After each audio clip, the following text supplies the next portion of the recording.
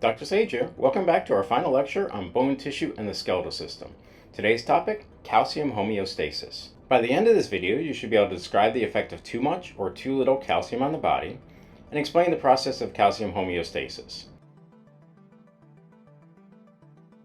Calcium is not only the most abundant mineral in bone, it is also the most abundant mineral in the human body. Calcium ions are needed not only for bone mineralization, but for tooth health, regulation of the heart rate and strength of contraction, blood coagulation, contraction of smooth and skeletal muscle cells, and regulation of nerve impulse conduction.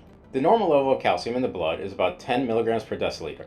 When the body cannot maintain this level, a person will experience hypo or hypercalcemia. Hypocalcemia, a condition characterized by abnormally low levels of calcium, can have an adverse effect on a number of different body systems, including circulation, muscles, nerves, and bone.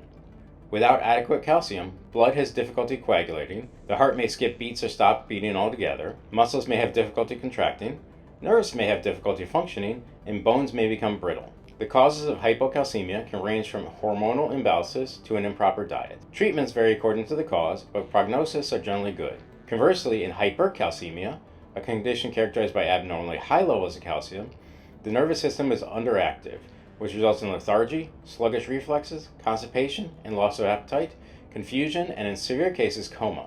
Obviously, calcium homeostasis is critical. The skeletal, endocrine, and digestive systems play a role in this, but the kidneys do too.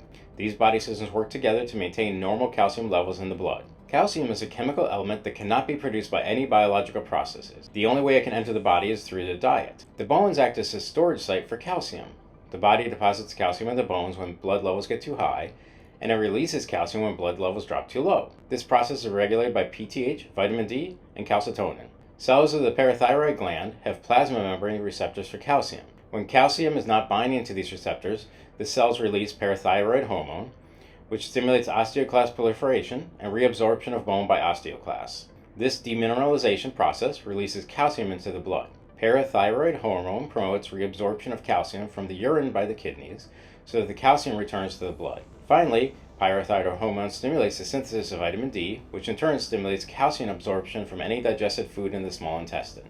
When all these processes return blood calcium levels to normal, there is enough calcium to bind with the receptors on the surface of the cells of the parathyroid glands, and this cycle of events is turned off.